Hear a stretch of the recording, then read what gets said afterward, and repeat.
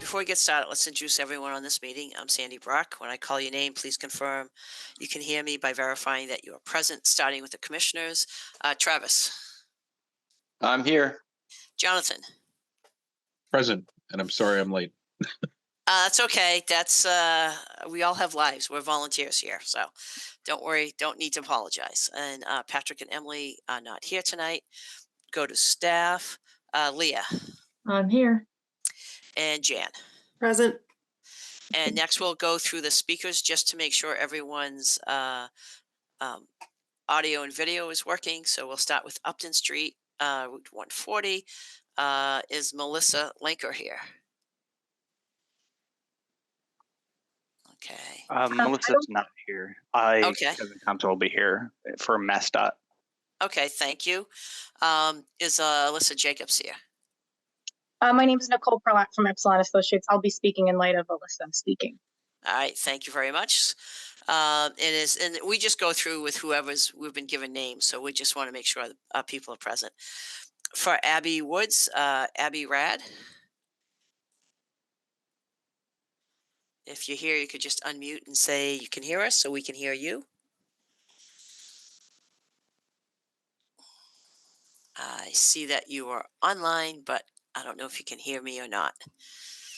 Okay, so we'll continue on.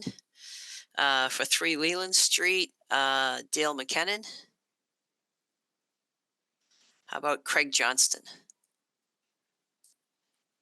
Present. Thank you very much. All right, we'll just have Dale to check. McKinnon? Can you hear me, Dale McKinnon? Yes, I can. Yes, thank you. Thank you. All right. Okay, this open meeting of the Conservation Commission is being conducted remotely via Zoom pursuant to Governor Baker's March 12th, 2020 order, as most recently extended on March 29th, 2023. Access information for the public hearing has been provided on the town website. This meeting is being recorded. Please remember to mute your phone or computer when you are not speaking. If you're using a dial-in by telephone feature, you can mute yourself by pressing *6.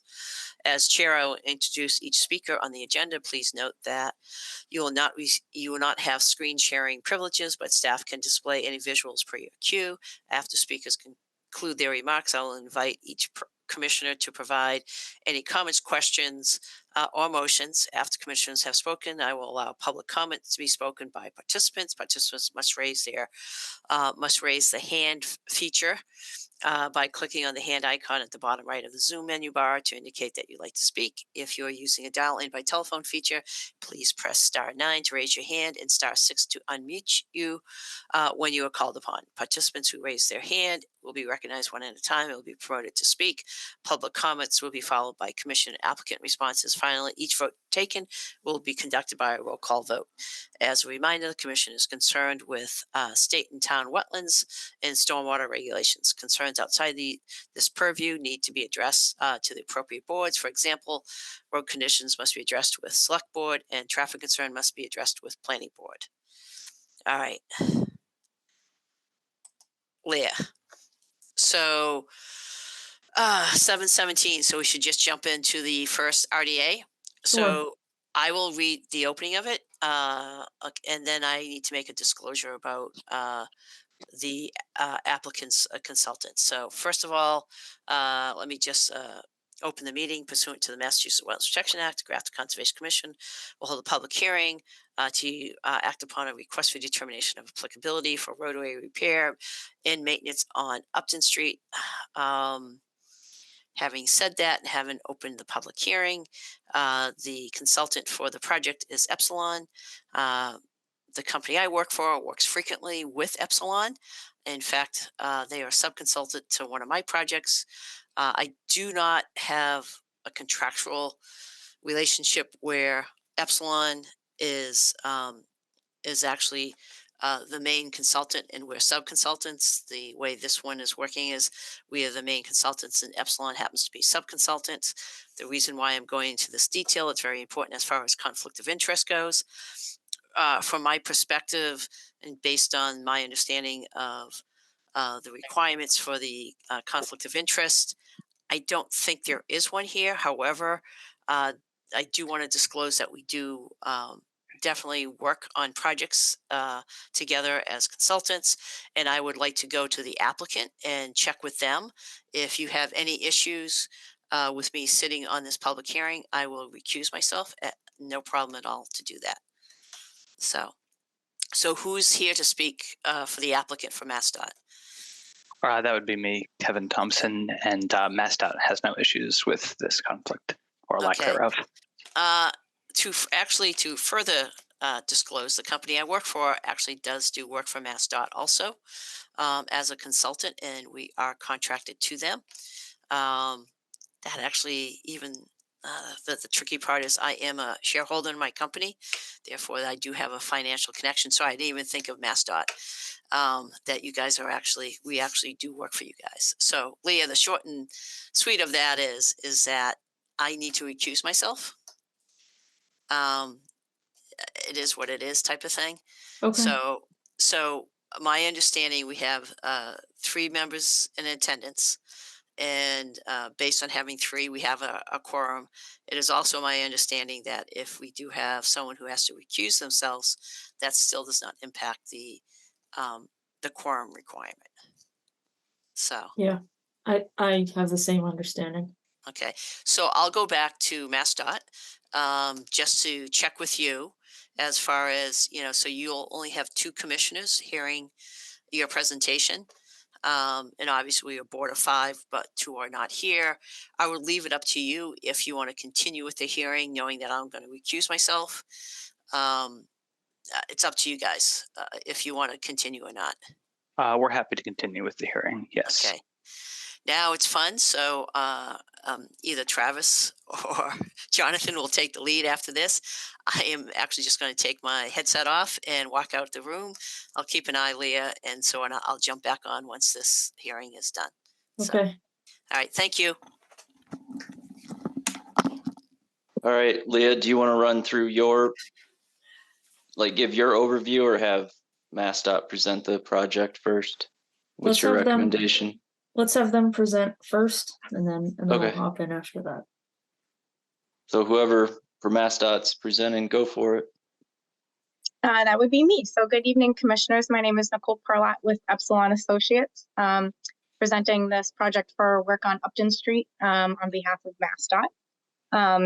I just want to note that also you've met Kevin Thompson from MassDOT, but also Tracy on the call is here representing MassDOT, here to help answer any questions that you may have.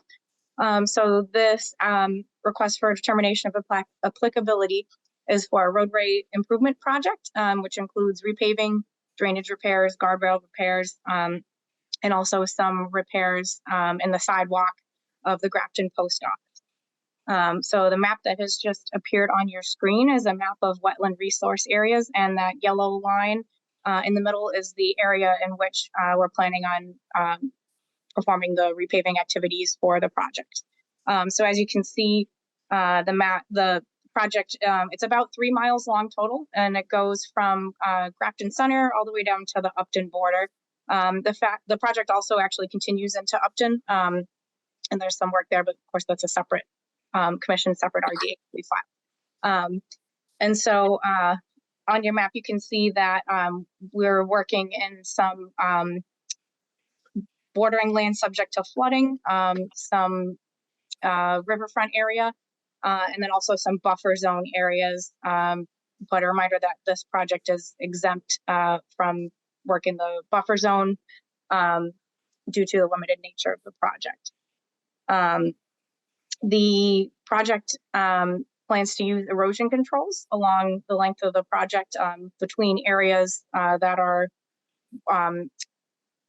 bordering land subject to flood or wetland resource areas and the roadway. And so a reminder that all of the work for this project is within already disturbed areas, so within the roadway.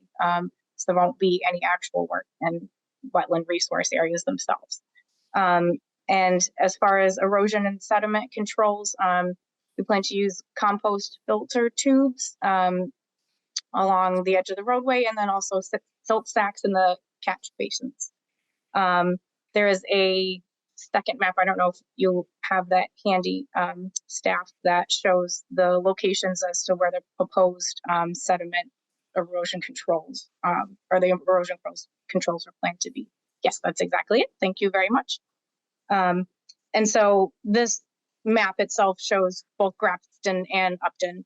So right around the exact middle there about is where the Grafton town line ends, for your reference. And then we are requesting a negative determination of applicability for this project. And happy to answer any questions if you have any.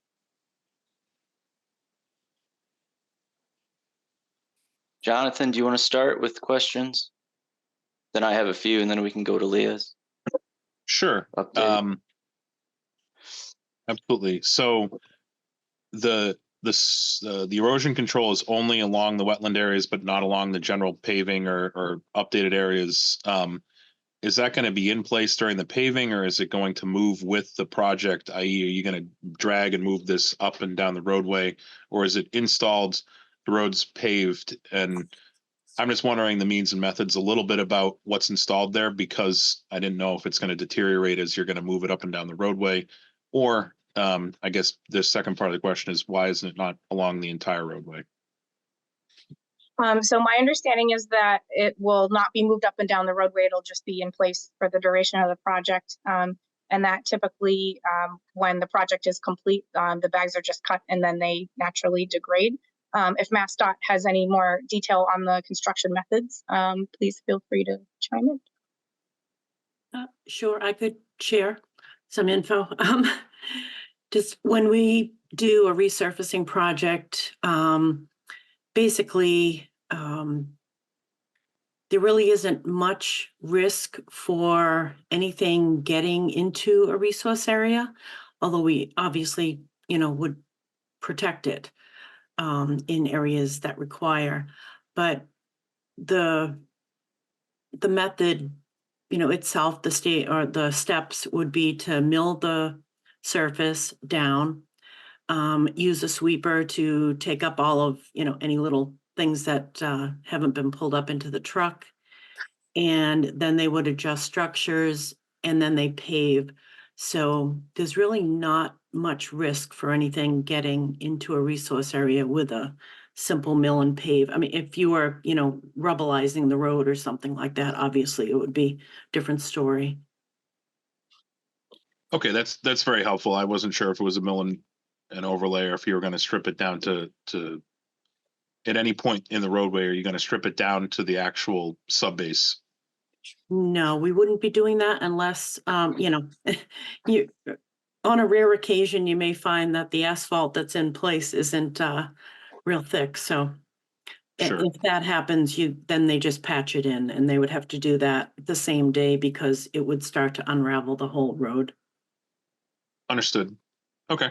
I don't have any more questions, but Jesus, sorry, Patrick. Travis, been a long day. That's all I got. So if it's just mill and fill, that's great. But I'm looking at the letter and it talks about removing existing guardrails. Are you going to have to auger new holes to replace those guardrails?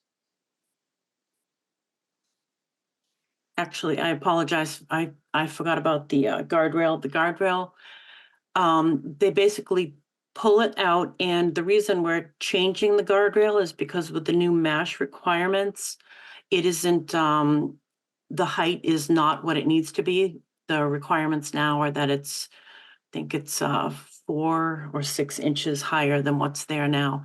So basically they pull those out, and they wouldn't be drilling holes. It's a truck that goes along, and there's someone on the back with basically a post thing, and it just drives them down.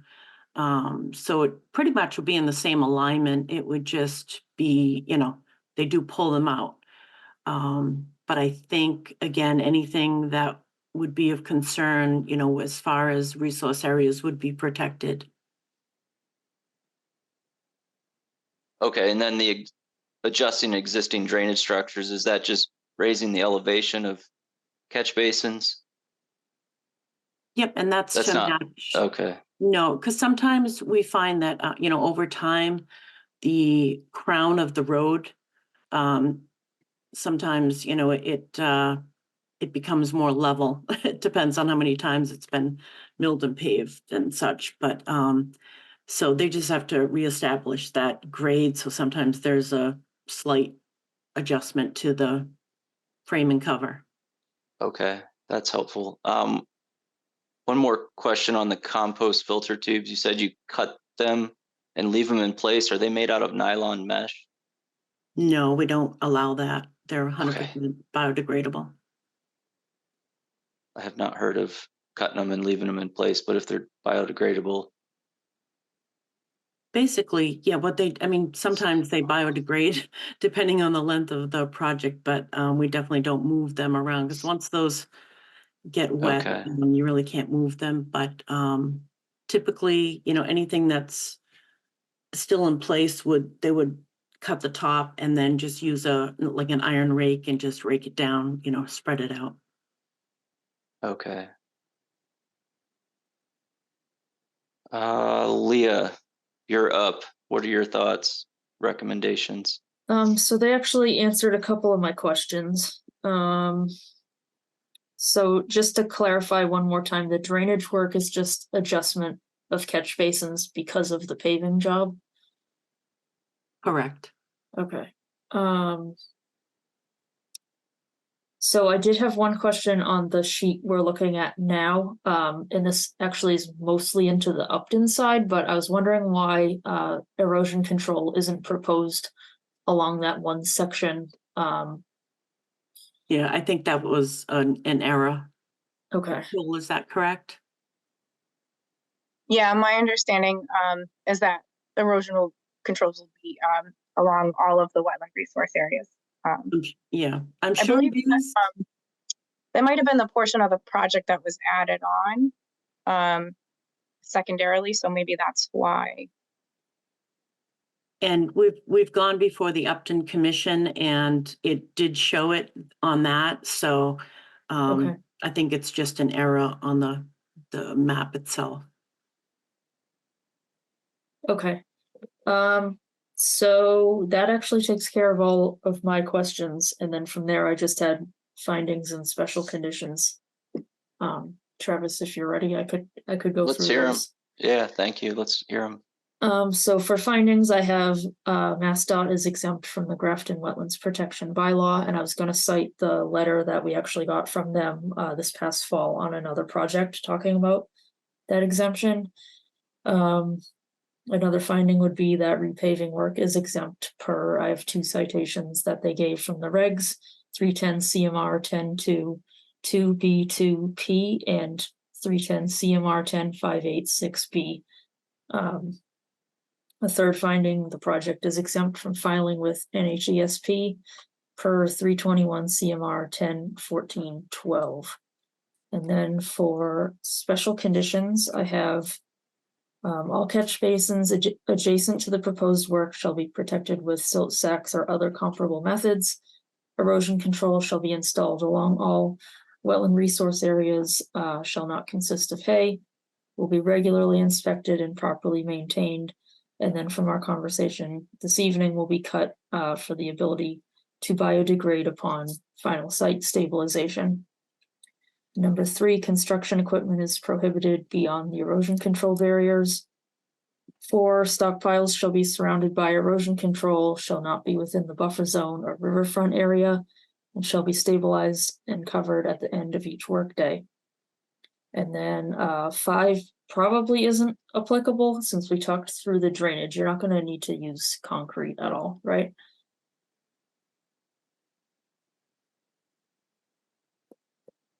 I don't believe so, no. No. Okay, so we can forget 5. That just had to do with the concrete washout.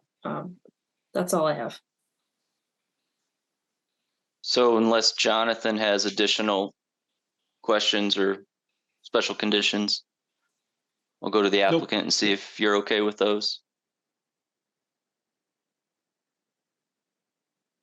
Yes, we are. Thumbs okay up, with this. thumbs Thank you. down. Yes, All right. all set. Thank you very much. Those sound acceptable. All right, Leah, you're going to have to help us with this. We're making a finding that this is a negative determination. So you would be voting to close the hearing and issue a negative determination with the findings and special conditions discussed. So moved. Do I have a motion? So moved. So motions. I make them. I don't know. Does that fly, Leah? You're fine. Yeah, All right. So I have to second it. yeah. Second. All right, we're gonna do a roll call vote. Jonathan, Yes. and I am also a yes. The motion passes. Sandy, come back, please. Thanks, everybody. Thank you very much. Thank you. Thank you so much. Have a good evening. Have a great evening, everyone. Thank you. I haven't even seen her at all. I just saw her she peek just- through the doorway. She just Oh. popped in and We have ran to- away we have when I told sit her to doing come back. this. Yeah. All right, Sandy, you're up. Need to install a little light in their house or something that turns on. I'll have to start leaving every time Highfields comes up, and then I'll just be Just downstairs going on a watching walk. TV.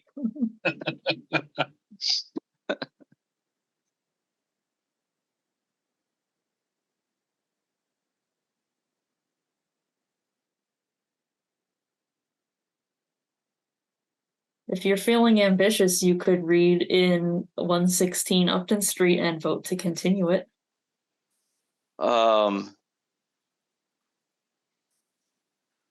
Stand by. All right, pursuant to the Massachusetts Wetlands Protection Act,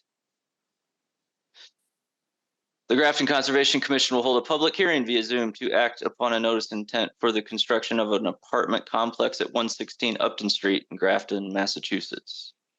Application materials, meeting link, and access information is posted on the Grafton, Massachusetts website. And is anybody here for 116 Upton? I do not believe so. So do I have a motion to continue the hearing to February 20th? I make a motion to continue the hearing for 116 Upton Street to February 20th. Second. Roll call vote, Jonathan. Yes. I am also a yes. We're 2 for 2. Let's see if we can get through the entire meeting without Sandy. Just kidding. Hopefully I she would comes like her back. on the next one. Yes, I agree.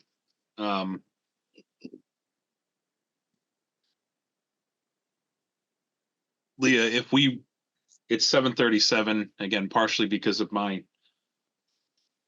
absence or delay. If we read in and start Abby Woods, the next one for 7:30, could Sandy pick it up and transfer, or is that a no-go in terms of? We should wait. Okay.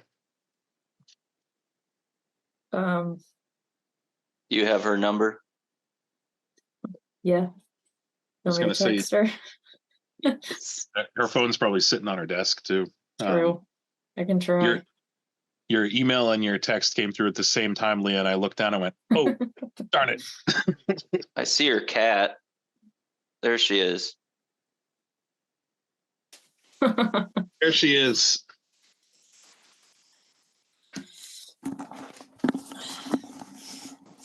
I should get a pager or something, right?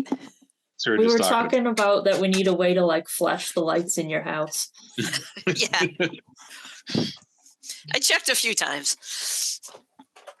So, We also, Travis, opened and we continued 116 Upton Street oh, okay. as well. So we did that one as well. And now we're ready for the 7:30, I believe, for 18 Carroll Road. Okay, sounds good. You don't want to keep on doing it, or do you want? Okay, you don't.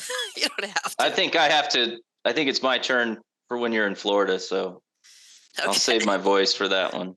All right, sounds good. So, pursuant to the Massachusetts Wetlands Protection Act and the Grafton Stormwater Management Bylaw and the Grafton Wetlands Protection Bylaw, Conservation Commission will hold a public hearing to act upon a notice of intent application for Grafton Stormwater Bylaw permit and application for Grafton Wetlands Bylaw permit for the construction of a residential subdivision at 18 Carroll Road. And who is here to talk about that? Can you hear us? Yes, I can. Hello? Okay, Please introduce yourself and your address, and you've got the floor. Abby Rad. I'm John Achu, 31 Hawthorne Road. I'm the agent, and Abby Rad, 18 Carroll Road is also, well, he's at 18 Carroll Road in the house that was originally built there. So yeah, we're both here. Okay. Be my guest. You have the floor. Go ahead and present your project. Abby, so this is what we're looking for now. This is the renewal of the permits for the wetlands, right? Isn't it? Yeah, that's the way they had filed. Yeah, it's right there.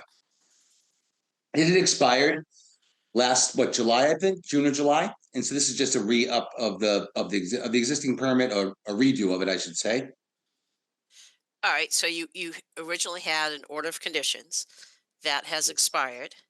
Yes. And now and what updates have you made? And Leah, has there been any changes to our bylaw since then? Yeah, our stormwater bylaw. That was Okay. one of my points I was going to talk about. Okay. So yeah, so you can just go through it and we're, have different people on the commission. So present it to us like it's the first time and go through it and go through, the wetlands, the stormwater, the subdivision and what you're doing. So be my guest. Well, there are 2 houses already built. The road is in. So it's a little different maybe than if we were just starting, because if we were just starting, it'd be nothing there and just but trees and not even cleared. So is it a little bit of a different presentation since the road is already in? Okay. So let's kind of take a couple steps back. Sure. So I did notice that your existing conditions had been updated, but your design had not been updated. So you're telling me that the road is in. Yeah. Is it completed? Has it been? No, base coat. Okay. But we could pull, yeah, the first 2 houses are built on the corner lots, the first 2 corner Okay. lots. Yep. And Okay. the road is in. I mean, so all that was approved. It simply was the permit expired and we just forgot to renew it in time. That was what it was. Okay. And again, the things that we're concerned with are less about exactly what's already been done on a previous permit, is what's left to be done and how does that fit under our current permits. The Wetlands Protection Act hasn't changed, although it will be changing in sometime this year or something, but that hasn't changed. Our stormwater bylaw has changed. So you need to just go through and say whatever you had proposed before, how it's meeting the current regulations. And, and we can go from there. All right. Yeah, go ahead. Go ahead. No, I'm accompanying Abby. So I wasn't part of that first thing, so I don't want to misspeak. So Okay. you need to, so basically, Abby, what did you do? Did you make any changes? No. No, there's no change. If you want to, I'm not sure. I want to make sure that we're ready, and unless Okay. I'm not trying to blame Abby. He called me yesterday. Can you come to the meeting? I said sure. Yep. So if there's anything we're missing, I'm happy to get it. I don't want to cause a delay, but I thought it was simply, and shame on me, I thought it was simply renewing the permit that we already had in place. I didn't think anything else had to happen, but please tell me if we do. Yeah. So once your order of condition lapse, you Yeah. actually are submitting a new notice of intent. Now, Okay. granted, you're still going with basically the same thing, so it's not going to Yeah. have a whole lot of things. The only kind of thing that has happened is that our local stormwater bylaw has been updated. So you just want to we want to make sure that whatever this new notice of intent, meets those things. I mean, I don't Okay. think, and then again, we haven't reviewed it in any detail or anything. Sure. And it's fine that the road is done. It was done under, an order of conditions. It's just that now we have to kind of pick it up and put it under this new notice of intent so we can issue a new order of conditions. So we have as-built for the 2 houses Yep. and the whole project. Okay. So I did notice that your existing conditions plan was 2023, Yep. but all your design plans were 2020. So Right. and so this is in the world of CAD and so forth. Whatever your as-built conditions need to be added to your design plans to make sure nothing has changed. Okay. Just basic things aren't always exactly the way you design them on a plan. And then just again check whatever the new requirements are since that original permit was issued, just to make sure you're still complying with everything. Um, and that's just it should not, you know. I'm not going to speak for your consultants or your engineer. I do not know, but it doesn't sound like that they would be redesigning a lot. They're just checking to make sure everything is still compliant with the current regulations. That's all. So, Leah, do we have a DEP number yet on this? No, we do not. So we don't even have a DEP number, so we can't actually even vote on it tonight anyways. Okay. So So what, all right, so maybe, should I maybe stop in tomorrow? I can do it now. I don't want to take up your time, but I could stop in tomorrow, get a list of stuff that we need to get done for this. So, and again, our staff is willing to help, but I mean, I think if you go back to the original, this was designed by an engineer. If you go back Yep. to whoever did the original one, they should be able to help you out with that. Our Okay. staff will let you know what the changes are in the regulations and so forth. And then it's just kind of coming back. And so, it is the applicant who has to request for a continuance, and that continuance you can do. When's our next meeting? It's the 20th, but if I could run through a list, because Oh, absolutely, Yeah, absolutely. that'd be awesome. we have relayed this a few times, so I want to do it here, so that it's on the record. Yep. So you need to talk to an engineer so that changes can be made to the plans that, have an official stamp on them. So in terms of the plans, we need a limit of disturbance. We need consistent, accurate 25-foot no disturb and 100-foot buffer zone lines and labels for those lines on all sheets around all resource areas. Is that not in the original ones or the updated? The set that we're looking at right now, these comments apply to. Okay. We also need a refreshed revision date on the plan set with notes about the wetlands being rechecked, so that we aren't approving a plan set still dated in 2020. I can't write that fast. That's right. Go ahead. The existing conditions set that Sandy mentioned says it's 3 sheets. We only got 2. So Okay. we need the 3rd sheet. And All those existing conditions sheets should be made the existing conditions pages in the larger plan set. So we don't have 2 separate sets we're looking at. Okay. The same stormwater report was submitted from 2020. We have since updated the stormwater bylaw in 2021. Mm-hmm. So we're going to need to talk through LID and TSS and total phosphorus removal requirements. We're going to need an update on the status of the issues that were discussed in the past with the stormwater basin. I know right around when these permits expired, Jeff Walsh from Graves Engineering was on site, wrote up a report about work that would need to be done to the basin to make it function better. And then as far as I know, it was dropped from there. I don't know if that work was done, if that's Okay. something you still need to circle back to and we need to Okay. capture here and what we're approving. And Okay. we're also going to need to know where snow storage is proposed, because I don't see that on the plan either. Is that a new thing with neighborhoods? Which Snow storage? one? I'm just curious. No, we've always asked for that. Really? Okay. I was just curious. All right. Is that the whole list? That's the whole list. Okay, so what I'll do, I wrote down a lot of it. I probably missed about 30% of it, but can I stop in tomorrow just to review the list and make sure I get all the stuff, and then so should we have all first? I might take a few days to get this stuff done unless it takes longer, but should we actually put an appointment, ask for an appointment for the 20th, or wait until we get all the stuff done first? So we need to continue to a date certain. However, that Okay. doesn't have to be the 20th. That could be the first hearing in March. So Yeah. if you're going to anticipate it's going to take a little bit longer, and we can give you the first meeting in March is. Well, it's only 14 days. I mean, so that's actually should be enough time. Do the 20th, I think that's enough, I believe.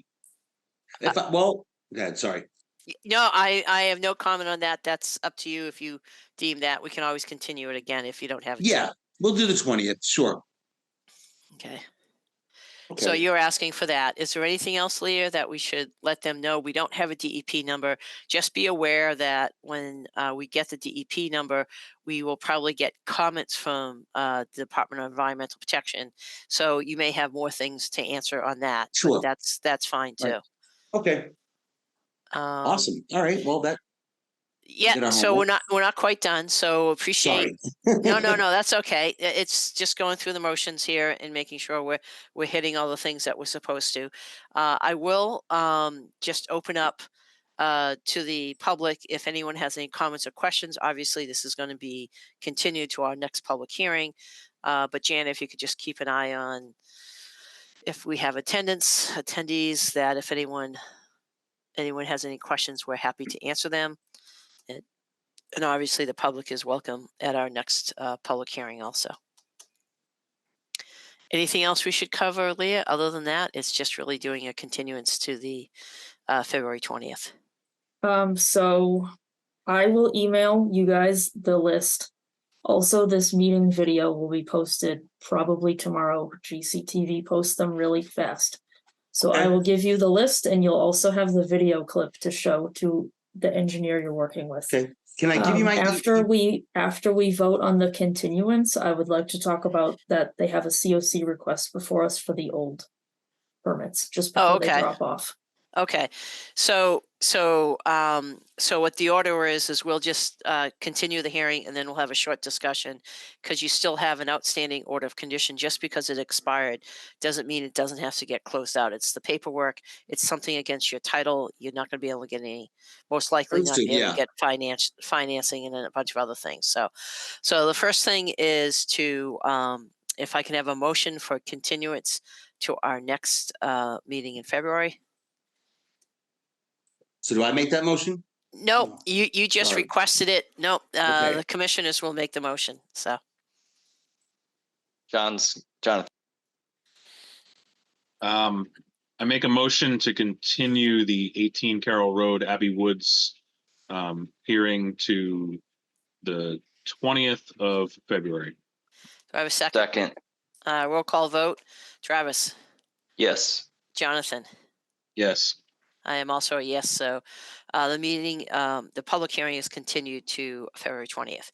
So yeah, if you have any questions, please just ask. I mean, we're a public board, we're volunteers, but we're here just to make sure that the regulations and bylaw and so forth are followed. So if you do have any questions, please ask. So Leah, why don't you just kind of complete as far as the certificate of compliance? Sure. So they have a request to close out the old permits that expired. So I was going to recommend issuing the COCs stating the following. That partials were previously issued for 1 and 2 Abbey Road, with the exception of the no disturb signage and barrier on 1 Abbey Road, which is to be completed under the current NOI. Also, some paving and drainage was started, then the permits expired, so all remaining work on this subdivision was not completed under this order. Okay. And honestly, feel free to say so moved. So that's out there. Do we have a so moved? So moved. Do I have a second? Second. The cat. So a motion, a second. So basically what we're doing is we're closing the previous order of conditions so that we can move ahead with this notice of intent. So it kind of clears up some paperwork for you. So based on that, we'll do a roll call vote. Jonathan, Yes. Travis, Yes. I am also yes, the motion carries. So that's been taken care of for you. So it's really all about the notice of intent and Yeah. and moving forward with that. So, all the homework and stuff. Yeah, so can I add my email list to that as well as emailing Abby? I have your email. You're all set. Oh, beautiful. Thanks so much. okay. All right. So So thank you and good luck. But yeah, and if you have other questions, feel free to reach out to staff. beautiful. Thanks so much for your help. I appreciate all it. right. Thank you. No Have a problem. good night. All right. Bye-bye. Bye. All right. So just so I'm caught up. So that was 18 Carroll. So we still need to do continuation of 3 Leland, or is that Correct. okay? So I'll read that in. Pursuant to the Massachusetts Wetlands Protection Act, Grafton Stormwater Management Bylaw, Grafton Wetlands Protection Bylaw, Conservation Commission will hold a public hearing to act upon a notice of intent application for Grafton Stormwater Bylaw, application for Grafton Wetlands Bylaw permit for the construction of a barn and driveway at 3 Leland Street. And who's here to talk to that? Good evening, Dale McKinnon from Garrier and Holland is here. You have the floor. Yes, I've been told that we're trying to address concerns that were expressed by the commission at the last hearing. What we've done is provided a new plan that proposes a two level spreaders at the end of the riprap swale so that we could cut down on the velocity that would be going into the wetlands. Also, we proposed a 24-inch pipe to go underneath the driveway just so that we wouldn't be flowing across as it was proposed previously. And there was a question and a detail was added for a block, a stone wall. Oh, okay. All right, Leah. So let's kind of take a couple steps back. So at the last public hearing, did we, just to kind of refresh my memory, did we get DEP number and do we have comments? We didn't have it at the last one. We have it now, but they had no comments. They had no comments. Okay. I'm sure because it's a single family home and from DEP perspective, they're not going to have any comments on that, most likely. Okay. All right. So that's one thing off. Let me just shift over to, okay. And then, so then one of the questions that came up last time is the fact that what is triggering this particular site for our stormwater bylaw is the cut fill calculations, correct? Yes, it was volume, not area. Okay, so it was the volume. So, and I think we talked about it at the last public hearing. That was included in your submission, but it's also, it seems to be a cut site. So we were just curious what you were doing with the excess fill. And I wonder if you, I don't remember the answer to that, if you could answer that. Yes, there is a cut site. The material will generally be taken off site and appropriately disposed of. There is a proposed stockpile area on the plan for stockpiling during the day and during the truck loading and that area. Okay.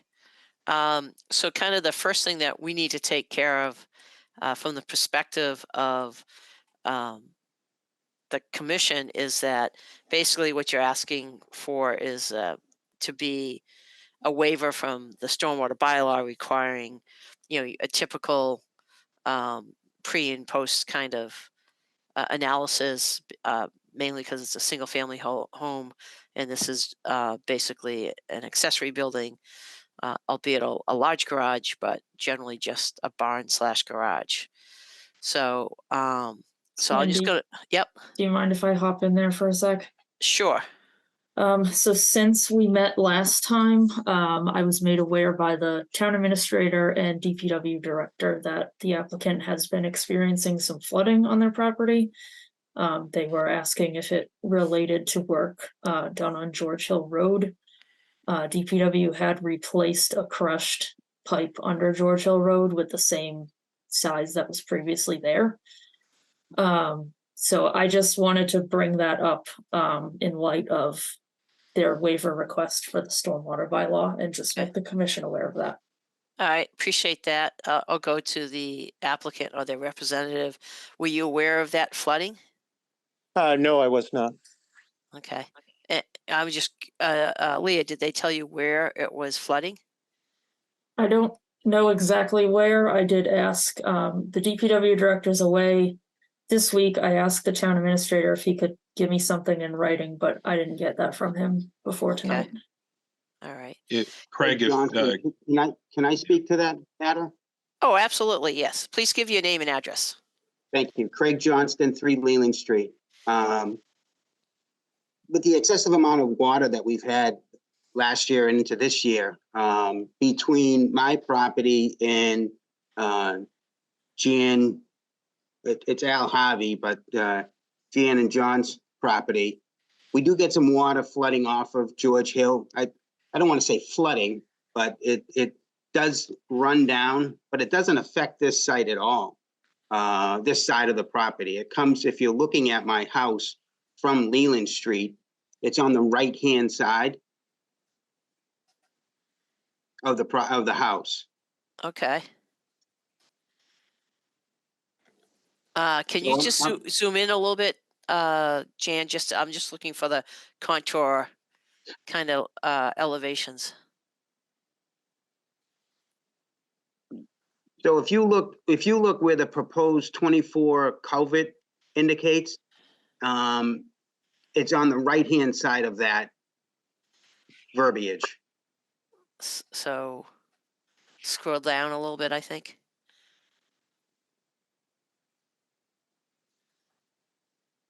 to the right of the wording that says proposed 24-inch HDPE culvert, so to the right of that off of your property, Yes, but the flooding doesn't impact your property?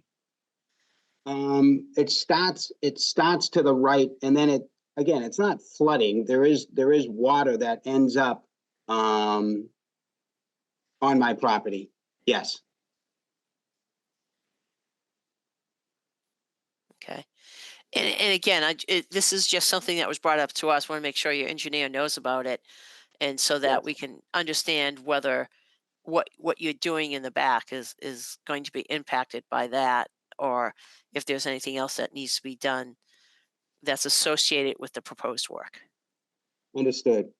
But again, none of that water that runs to the right side of this property doesn't come anywhere near that mulch slope area or the fieldstone retaining wall proposed impervious barrier, that verbiage. It doesn't come anywhere near that. So it doesn't, in my opinion, and of course I'm not an engineer, but it doesn't affect this site at all.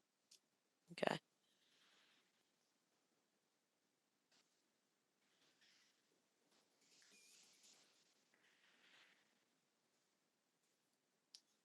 And Leah, they already replaced the culvert. The pipe under George Hill, yes, has been replaced. Okay. I wasn't sure where on site, so it seems like he's saying it's the eastern side and originates, off his property. And then and it then it flows sounds- down towards Leland Street. Yeah, sounds like it's just the southeastern corner of the property, so Yeah. Okay, so it's not really impacting this. I just wanted to make the commission aware. Okay, no, that's good. That's totally appropriate. Okay. So, going back to kind of the bigger, the one thing that we should discuss and if need be, take do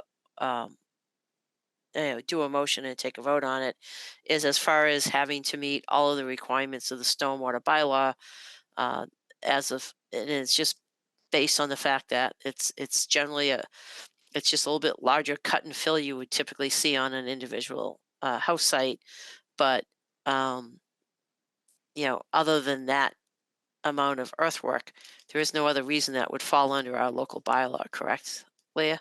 It's not area, Just volume. just the volume of that soil. So a quick round with the commissioners to get your opinion on it. Jonathan? I don't have a specific question or thought on that one. Okay, but I guess as far as like, you know, waive the requirements in the stormwater bylaw to do a pre and post analysis, to put in. Oh, sorry, I missed that. Yeah.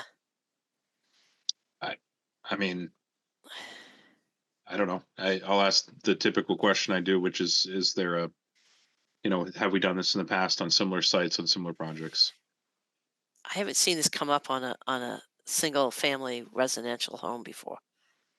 I mean, we might have had it based on area disturbance, but The closest we get is when we had 3 new lots on Morgan Drive and I forget what the adjacent road is over there, Old Westboro, I want to say.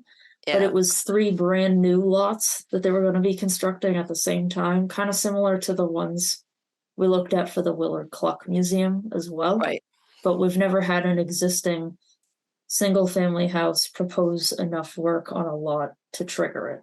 right. And then those other ones had to do with the square footage, right? Correct. You know, the area of disturbance as opposed to the volume of cut. And the Eh. area of disturbance, the threshold is an acre? 40,000 square feet. 40,000, I okay. do just have a question for clarification. So we just need to figure out, are we waiving the Gotcha. whole bylaw? And so then Jan and I are not handing them a stormwater bylaw permit? Or are we issuing a stormwater bylaw permit and we're waiving strict compliance? So this is my take on it. I know, Travis, if you have a comment before I give you my take on it, if you have any questions or opinions about this. I do have questions, but go ahead if you want. So I understand, you know, our stormwater bylaw, the way it's set up, you know, is the fact that if you have so much disturbance, obviously you have greater risk of creating issues with rainwater and runoff and everything else. This is a relatively, it's smaller. It's below that. You know, I do have concerns about velocities, and the engineer has proposed something to address that. I don't know. To me, you know, what kind of trips those type of things in the regulations has a direct impact on runoff and stormwater and management, as opposed to a cut and fill for a garage. And even though it's a large cut and fill, it's still not a huge amount of area, and it's still a single family home with a large barn / garage in the back. And I don't think that's, you know, exactly what those regulations and bylaws were created for. That's my opinion. That's not, you know, doesn't have to be anyone else's opinion. And to, you know, require a full analysis of existing and proposed for an oversized garage seems not to be in line with both our local bylaw, but also the state requirements of not having to do stormwater for a single family home. That's kind of my take on it, but I'm certainly open to other people's thoughts on that. So I think that makes sense, based on the use of the property and the proposed addition, well, the proposed change. I think that Yeah. makes sense. okay. How many Had square feet some. disturbance? Sorry, Pat. I keep calling you Patrick. That's Sorry, all right. Travis. I apologize. How many square feet? Because it's in cubic yardage, so you've got 3150 cubic yards of disturbance. How many square feet of disturbance on that site?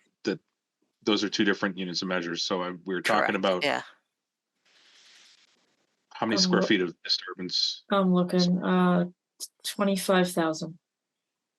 Okay, so it wouldn't meet the threshold to only open up a certain amount at a time or anything like that. It's talking about the storm. Okay. Yep. Just wasn't sure what the conversion there was of what. Right. Yep. Well, sorry, Travis. I'm reading the stormwater bylaw in detail for the first time, and it's pretty clear. It's 40,000 square feet or 1,000 cubic yards.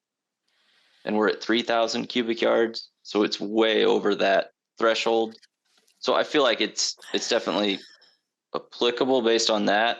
But then if you look at the exceptions, they're really specific, like replacement of a roof, removal of dead trees, and it references single family dwellings.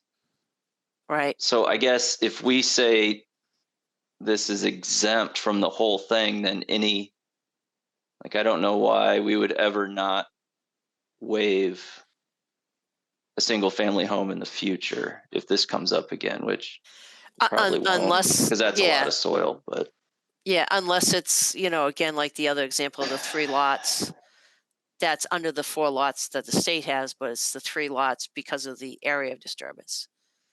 it also notes if we do want to waive it, we need something in writing that explains why it's not going to impact the overall stormwater or something. I can't find it now. Yeah. Did we get something in writing explaining the reason for the waiver, Leah? We have a couple, one paragraph. I just gotta find it. I Now- looked now, before, I yeah. couldn't find it. Yeah. So the other thing is in what my concern was is that still doesn't mean we don't have to protect the wetlands.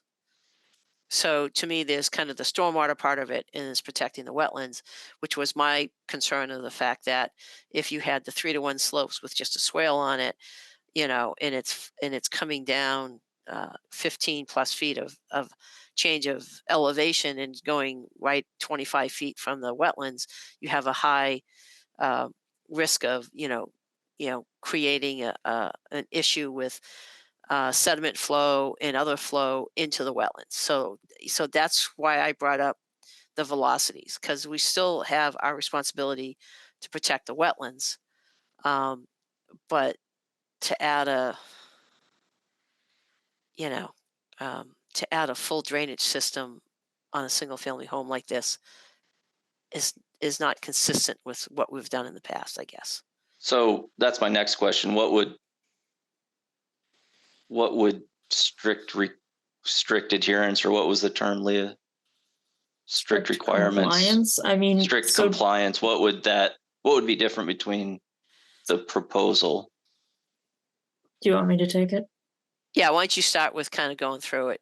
So we would have looked for a handful of things. One would be to talk through LID measures, another would be total suspended solids and total phosphorus calculations of pre and post development watershed maps, and a stormwater report with the DEP checklist in it. So just a lot more documentation, right, leading to the design. Yeah. So, but we're still issuing a stormwater permit, just as that's what Leah's question was about. Okay. So back to you, Sandy. Yeah, so it comes down to, so we have several choices here. And again, we always get these type of projects where it doesn't fit perfectly into one thing or the other. And so this is when we have to, not that we get paid, earn our stripes, so to speak. Being on the commission it's a kind of a lesson learned type of thing. And it's a judgment call, to be quite honest. It's, to me, protecting the wetlands is always our first kind of responsibility, and putting in level spreaders, slowing the water down, creating it so that we don't directly impact the wetlands, I think doesn't even have to do with the stormwater bylaw. That's something we should be doing anyways. If you follow the stormwater bylaw, just what Leah was saying is you do a total pre and post analysis.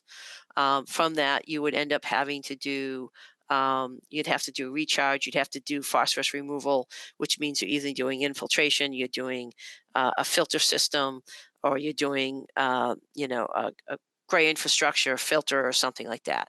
So, which isn't common to do on single family homes. Yep. So it's definitely above what we would typically see, and so forth. So then it becomes kind of our individual, as commissioners, are feeling towards what is required for a site like this that kind of because of the amount of cut going on, because they're putting a flat area in a very steep sloped area, and whether that requires that full kind of design and installation and construction of all of the different components of a stormwater pre and post kind of analysis that you would typically do for a larger project or something with a parking lot or something different, So that's kind of So- it. Yeah. That's helpful. Thank you. Agree, that is very helpful. My concern is what Travis brought up, which is if this is something that we adjust for, does it open the door to stuff down the road? I know we're looking at this specific instance right now, but if we were to make a determination tonight about a path that impacts, now every single person, or, that it opens that we've made a statement with one adjustment. I wouldn't want to, because that's again what we lean on. No, that's a really good question, because whenever we do something like this, we should be looking at this as a unique project in front of us, and we have to do findings. And those findings are the reasons why that we're saying that for this particular project, full, application of the stormwater bylaw is not appropriate because of A, B, and C. This is the Mhm. reasons why. And we want to make sure that we don't put ourselves into just say, yeah, it's a single family home and therefore it doesn't apply, because we had one project where it wasn't, garage/barn. It was a horse barn with a paddock and everything else, which definitely exceeded that. It was single family home, but it was a couple acres of alteration. That to me would fall under our stormwater bylaw, because of the extent of that and the amount of changes to that site, where this is,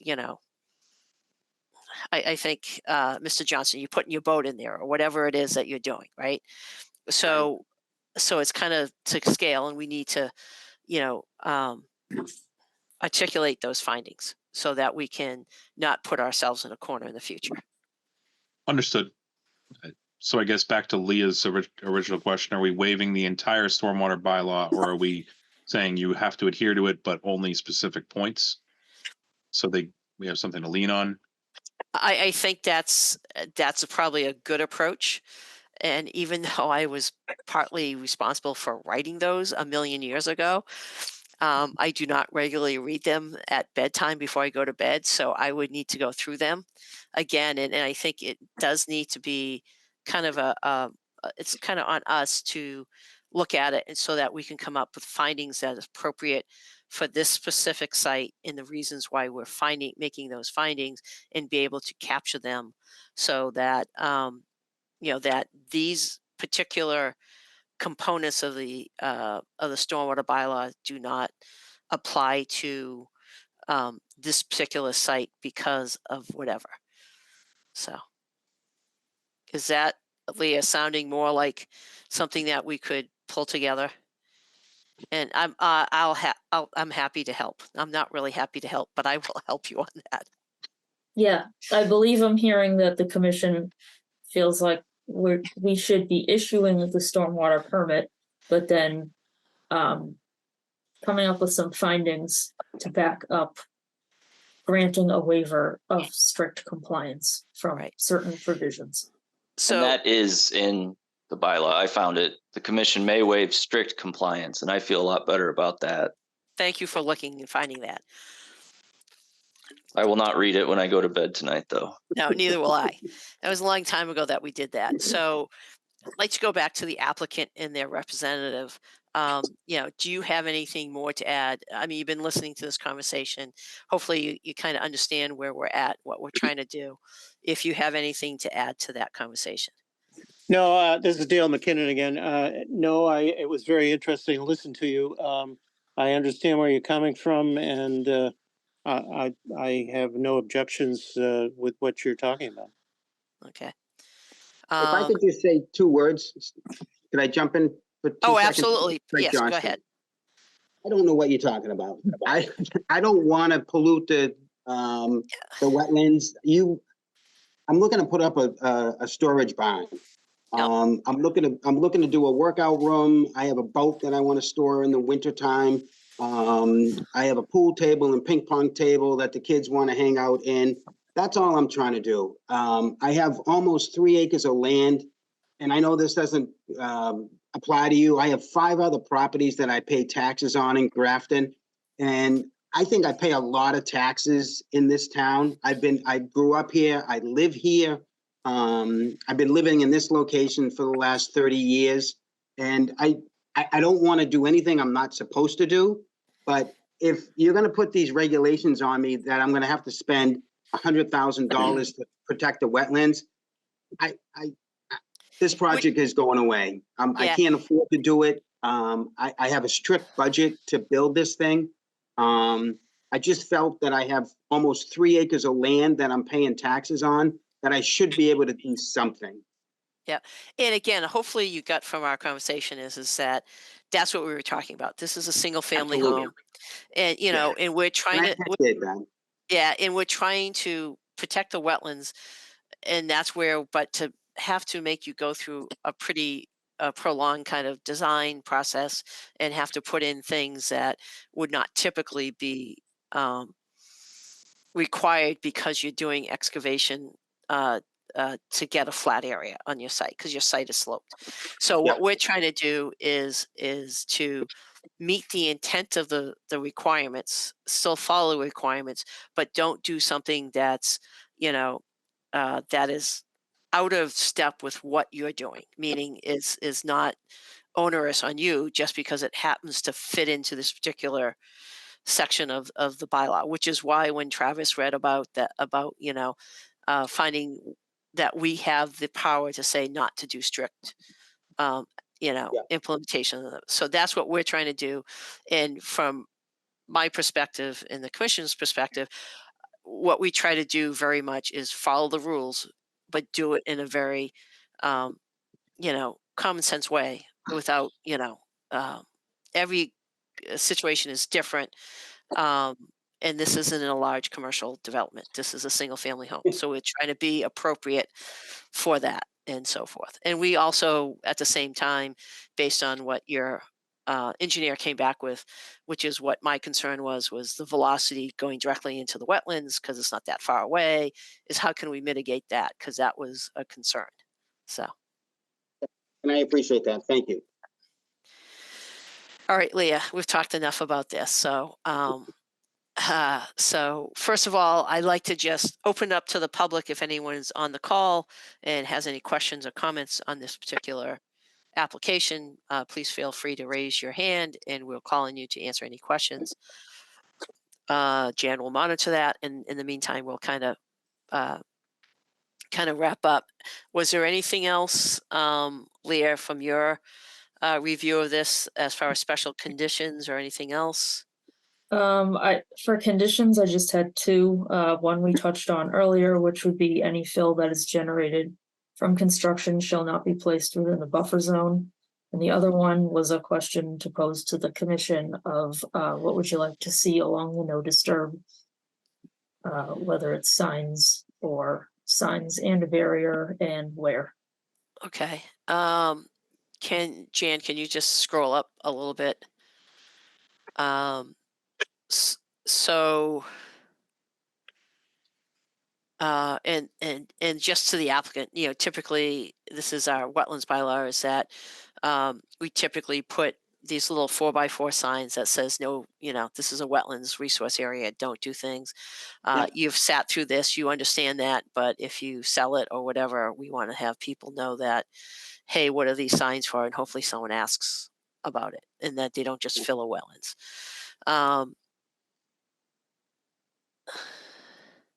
So really only talking about in the area where the garage is, right, Leah? Really just. I mean, my initial thought was just a handful of signs where the retaining walls will be, because that's the closest point. Okay, that But makes I wanted sense. to get you guys' take on it. No, I appreciate that. You know, again, we're just trying to prevent from people from cutting into the no disturb, and also from dumping lawn clippings and stuff. And we don't try to be, it's not like we want to do every single inch of your property. We just want to do it where it makes sense.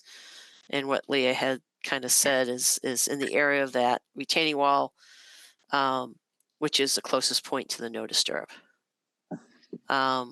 Just go around to the other commissioners. Travis, any kind of additional thought on that Nope. or additional signs? Nope. Okay, Jonathan? No, I don't. And those signs are going to be, sorry, I do have one thing.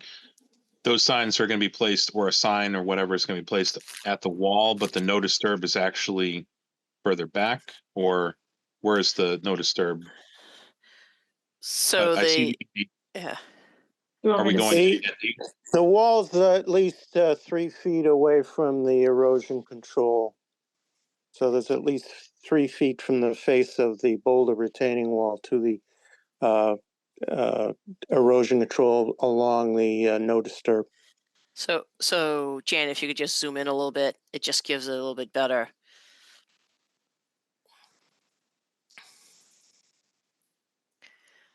Yeah, so you can see the no The L disturb. of the wall, where the L of that stone wall, Yeah. boulder retaining wall kind of encroaches towards the ND. That's where we would propose putting a sign or some type of it. Yeah, probably just a sign near the corner and a few others just on each side, just so people know that that little bend there is closest to that, and that's kind of I think was Leah's intention, correct? So I was thinking, one at the bend in the L, maybe one behind that level spreader. And then Okay. two along the other retaining wall. Oh, down near south the of this- driveway. Yep, Okay. All right, so you're talking like 5 or 6 sign? signs, maybe. and I mean, I'm fine saying, at the tree line there, they don't have to go Right, ahead of the wall, they could go behind the wall. If behind the the wall. commission's fine with that. Okay. I think that So makes sense. back to the applicant, if we did a condition that generally gave that information, is any issue with adding those signs in those locations? No, absolutely not. And I mean, is there a basic sign that I can buy or have made up that indicates whatever you guys want me to say? Yeah, Leah can give you the information, local sign company. It's a little, 4x4 and this need to put it on a signpost, but it's not, it's pretty, it's meant for residential. It's not these Yeah, big signs. Not a so. huge, oh, Nope. that's fine. No worries at all. Okay. All right. Anything left, Leah? Just vote on the waiver request. Okay. So can someone make a motion that we waive strict compliance to the stormwater bylaw requirements based on the findings discussed? Sure, I'll move to waive strict compliance with the stormwater bylaw with second? the measures Yep. as discussed. Okay, thank you. Second. Okay, we got a motion and a second. Roll call vote. Jonathan? Yes. Travis? Yes. I am also a yes. That motion carries. Okay. Other things to clean up there, Leah? Nope, we're all set, just the final vote. Yep. And Jan, no one from the public has raised a hand, or I don't know if there is anyone from the public. Nothing from the public. All right, thank you very much. Based on that, unless the applicant has anything else to ask, we're going to vote on this particular project. Nope, I'm all set. Thank you. All right, thank you. Do I have a motion to issue an order of conditions for this project? Sure, I'll make a motion to close the hearing and issue the order of conditions with the special conditions as discussed for 3 Leland Street. Second. I got a motion and a second. Roll call vote. Jonathan? Yes. Travis? Yes. I am also a yes. That motion carries. So, So you can just reach out to staff with, to Jan or Leah about when that order of condition will be done. It may take us a little bit longer just because we've already generally discussed the findings, but we want to put them in a little bit more concise and reference the stormwater bylaw and so forth. So that may take a little bit longer, correct, Leah? Yeah, you'll probably be a little closer to the 21-day clock or held to. Right. Yep. So just as an FYI on that, but feel free to reach out to staff to ask how that's going along. But we have a maximum of 21 days. So So closer to 21 days, you guys need 3 weeks to try to figure this out, write it up. yeah, it's really just writing it up to make sure that we're doing it appropriately. That's all. Okay. All right, excellent. Thank All you right. for your time. All right. Have Thank a good you very one. much. Thank you. All righty, Thank thank you. All right. Moving on to other things, Leah. What do we have for? That's it for public hearings, correct? Right. Meeting minutes? Okay, so hopefully folks had a chance to look at that. Do I have a motion to approve them or any other kind of comments? I'll move to approve the meeting minutes from January 23rd, 2024. 2024. Wow. Okay, we've got a motion and a second. Roll call vote. Jonathan? Yes. Travis? Yes. I am also a yes. Motion is carried. Meetings are approved. Discussion items? So I have an update on 116 Creeper Hill Road, which is the property where it's the access driveway leading to the property out back that's like its own island. And the driveway goes through National Grid's Yep. easement. So just to refresh everybody's memory, they have an enforcement order from us documenting, what we've discussed in meetings and what they're required to do. We had set a deadline that they would have their response, whether it's a restoration plan or a plan for replication, by January 30th, because that was a filing deadline of ours. The wetland scientist for the applicant reached out on the 29th, so the day before, saying he wasn't going to be able to meet the deadline of the 30th because he had just received a signed contract with the applicant. He did say he'll file by February 13 to try to get on the February 20th meeting, because it isn't a whole new application requiring a legal ad and all that. Okay. If he does that, I think it could possibly work for the 20th, but I did tell him I would let you guys know, and it's up to you whether you find that acceptable or, need anything else in the interim. For me, the fact they actually reached out and was proactive and you didn't have to chase them down is a good sign. But I'll go to the other commissioners. Travis, any kind of thought on that? I feel like we're making progress. So All no right. other comments or questions. Jonathan? Agree. Okay. I think it's progress. So again, I think it's as long as they continue communicating, to have them, if they submit by the 13th to get on the next meeting, I think that's fine, I think. Okay. Creates more work for you guys, but If they file by the 13th, will it make the next, when's the next meeting after that? The 20th, right? Yeah. That's what they're aiming for, because it won't be a whole new application with a public hearing. It's just a response to an enforcement order, so it's more an action item.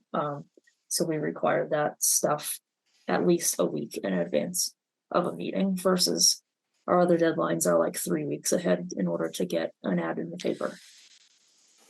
Have you heard? Has there been any talk about changing the whole ad in the paper thing? I know there was different.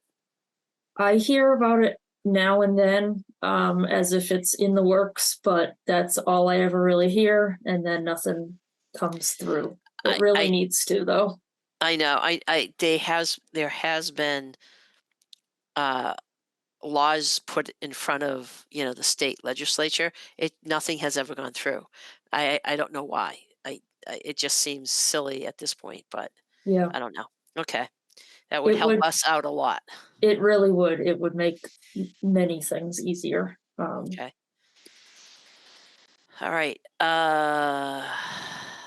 We did the certificate of compliance. Anything else?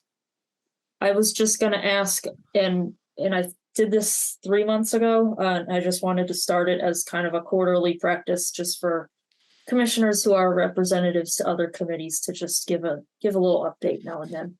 So if anybody has anything from the committees that they are a representative to, that they'd like to share with the group. From the CPC perspective, there's been a couple things talking about some open space, but nothing. Nothing is been requested officially. So just general discussions, but nothing specific. And then obviously we still have 95 North, which is out for bid. Correct, When is that due back, Leah? the 20th. Okay. February 20th. Okay. February 20th, I also submitted to Mass Trails, which tends to be around 100K. Is what they issue or Well, that's- grant for that type of project. So we'll see how that comes back as well. That would be great. So that's it from the CPC. For Lake Quinsigamond, I haven't really seen anything come through on like Lake Ripple related or Grafton watershed related stuff. It seems like it's mostly been, I don't know, permits to have parties and stuff like that. But Leah, I know you and Jan have been checking the agendas too. So if you see anything of note or interest to the commission, let me know Okay. and I'll jump on one of those meetings. Sounds like the Lake Quinsig Commission hasn't changed much. It was always about the boaters in the summer, the people trying to row and kayak and whatever and getting flipped over by wake and replacing buoys and party permits. Unfortunately, there's just not enough. I don't think there's enough water in Grafton on that side that really you don't see too much, unfortunately. Yeah. We just get the flow out of it, which causes problem, which is a Right. whole nother different issue and stuff. So, all right. I think that's about it. Anything else, Leah? Other than I'm not here at the next meeting. Right. I do have one thing, that's just kind of, I guess, seeking a little bit of guidance. So since we now get an awful lot of calls about excess water in various places, I just wanted to run the commission through my logic when folks are coming to our office looking for a solution, really. So, I mean, obviously, if there's a direct impact to wetland resource areas, then we have a clear path to, help or enforce. But when it's just stormwater, my approach has been a few things, like, is it violating an existing permit? Is it over our threshold of an acre or a certain amount of volume of land disturbance? Is it causing erosion or sedimentation issues? And like I said a minute ago, is it impacting a resource area? But if it's not meeting any of those items, to me, it's a private party issue between neighbors at that point. Is there anything you feel like I'm missing there? Typical if it's like, if someone alters drainage patterns on one lot that impacts another, that's civil. That's not regulatory, unless you're doing something outside of a permit, meaning like they were supposed to go to planning board or to Concom and they didn't get a permit. That's one thing. But if it's just, kind of the nuisance part of it, it's a private civil matter. That's my understanding. I think the reality is, and I hate saying this, but I've been designing drainage systems for 30 years. And my first 20 years, we weren't doing it correctly. Or let me put it differently than that. We were designing based on information that was about to change. And because of climate change, it may be nothing being done to a system, but you're going to see water where you've never seen it before.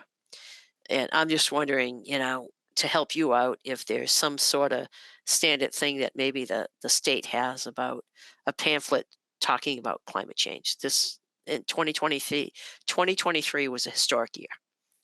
I mean, in things that actually scare me. So, and it's just going to get worse. Mhm. And what is being designed and what the existing infrastructure is for stormwater and conveyance and things cannot handle those intense storms. And I'm not even talking about a big hurricane. I'm talking about the 2 or 3 hour downpour. It's not, and we're going to see water where we've never seen it. And that's really not, it's not really covered by the regulations. I don't know how else to Right. say it. I I mean, know. it's not a great answer. Right. But I think the expectation sort of becomes that we police all water and where it goes. Right. Yeah. We don't I control could- what falls. Yeah. I could see homeowners taking it upon themselves to improve drainage, which may result in more wetland violations. That's possible. Yeah. Yeah. But if someone does, like, as an example, for whatever reasons, because of the intensity of rainfall, they decide to put a ditch in their backyard and it's not within jurisdiction and it flows right onto someone else's backyard. Guess what? That's not our stuff. That's a civil matter. It'd have But to to be like your an point, existing stream. yeah, it would have to be something within our jurisdiction. Yeah. That something was altered. But to your point, if there's a, kind of legacy little culvert down in the wetlands and they decide to go down and open up that culvert because it's holding back too much water, that is definitely within our jurisdiction. A lot of the new regulations for stormwater has to do obviously around climate change and resilience. The problem is regulations only start at a certain point. It doesn't go backwards. So they're really, even from that perspective, it's only something new comes in. Right. So Leah, do we have anything up on our portion of the website that might help if someone is looking? I know I've gone to the town website and looked through these things when I had questions about discharge of, groundwater, things like that. I was looking on the town website, but I don't know if people are using that as a resource or are they just bombarding your email and office phone and bothering you and Jan with, details that may not be us. Yeah, it's mostly phone and email, and it's honestly not just us either. They end up at all kinds of departments who then also think it's us. And I mean, no one wants to hear there's nothing that we can do to help you. But I don't, unless somebody has a great like infographic or brochure or something to better educate folks, whether Right. it's as to what we do and don't do, or whether it's as to, about climate change or something like that. I'm wondering if there's and again, I'm not thinking that we should create something. I'm thinking, I know the EPA has a ton of stuff on like what homeowners can do in and around their house, like that kind of fact sheet, that you could, but most of those interventions are fairly small in size. It's a rain barrel, it's a rain garden, stuff like that. Those are things that can help, but they may not solve a, intensity of, of 6 inches of rain in 5 hours. That it's, it's not going to do it. But I think there's maybe something that we may be able to find. I'll have to look. I know the EPA has a bunch of fact sheets. I'm wondering if they have any new things about climate change. And again, I'm just trying to think of the state will probably end up coming out with something, but I don't know what they have right now. But Yeah. something where we could, give people and say, yeah, we know this is why wetlands are so important. Mhm. because they're gonna, they're the best thing to do, and protecting the wetlands is the best thing we can do because they're the sponge. There's nature's sponge. The only problem that's saturated at the moment. So I don't know if that would be helpful, that type of stuff, but Yeah, I know there's different programs out there that talk about that. okay. So Sandy, while you were saying that, I looked it up on EPA's website. There's a what you can do to soak up the rain page that has outreach tools. What's the problem? Talking about green infrastructure, how to analyze it as a homeowner, where does the rain go? It might be helpful it talks about adding rain gardens or thinking about, how to direct, some people are just dumping their water at the foot of their foundation and then wondering, or their foundation drains are clogged and they're wondering why their basement's flooding. Right. Can you and- send that to Jan and I? I will right Thank now. you. Yep. Yeah, that's why there's different Pretty clean. organizations out there. Yeah, there's different organizations out there that have that type of outreach stuff that, you don't need to reinvent the wheel if it's already been done, especially with like the federal government or any other government agency. It's out there for everyone's benefit. So, but yeah, I know a lot of neighbors have been, well, the neighborhood as a whole up here with all of our small little lots. I know that's been topic of conversation, where the water's going, and because we've I had flood even up on top of the little hill that we're on, because the ground is so, it doesn't soak up saturated. the moisture. Yeah. I mean, I have a little farm pond on my neighbor's yard, a couple 100 feet from my house, or more like 250 or whatever it is. Between my small little backyard and his bigger yard, I mean, it's so saturated, I can't even get the bird feeder to stick in the ground and stay. It keeps falling over because it's so saturated. It's just, and just by elevation, and everything's pitched that way anyway, so I'm not getting ponding, but everything is totally saturated because groundwater is high, the seasonal groundwater is high, and yeah, it's tough. It's, at least we're not LA at the moment. Yeah. Or what was it? Fitchburg or? Leominster. Was it Leominster? Leominster or Leicester? I forget. Leominster. think it was 11 inches in 11 inches in like 8 or 10 hours or something. It was a 1,000-year storm, statistically. I mean, that's just the damage it did was, and it was a relatively small, isolated area. And they're still not repaired everything. Yeah. So Sunday River got whacked with it up in Maine from all the snow melts and it washed the bridges out. And yep, I agree with your statement earlier, Sandy. It's scary. It's not. it is. Like one of our engineers lives above the dam that was in trouble in Leominster and stuff. And the only thing is, as a civil engineer, she lived above it, so she was high, so she picked the right house. But yeah, it's it is going to. We could now go into 3 years of drought, which will have a different thing. But the patterns we're seeing are going to repeat. So it's welcome to it. So I don't know what else to say. Is that a little bit helpful, Leah? At least a starting point? Yeah, it is. That's been my approach. I just wanted to make sure I wasn't missing anything. No, I mean, no. It's yeah. It took since the Industrial Revolution to get to this point with the amount of imperviousness. It'll take that long to get out of it. And it's not happening very quickly.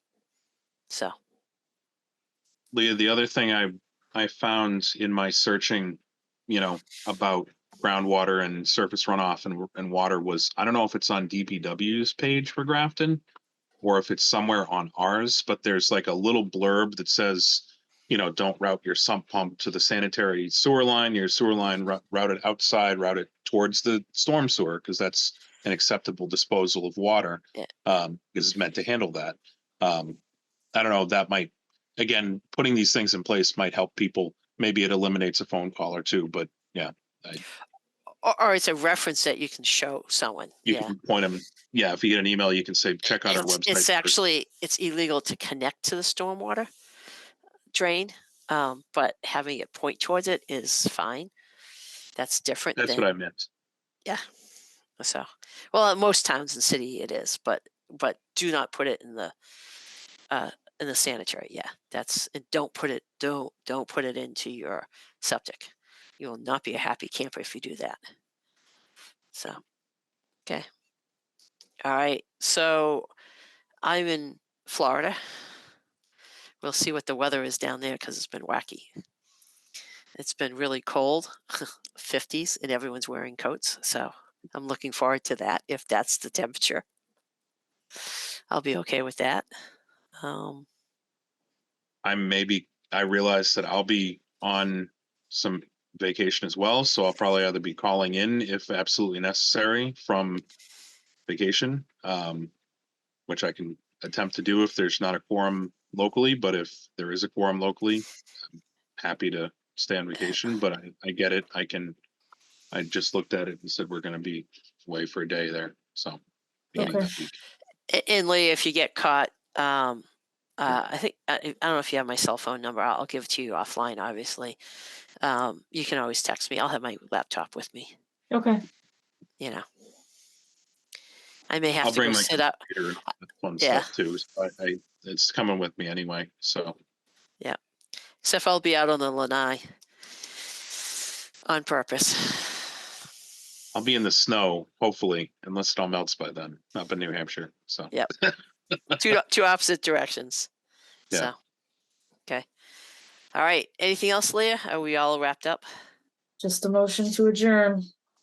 Who's got that? I'll move to adjourn. second, Roll call vote. Travis, Yes. Jonathan. yes. I am also a yes. So.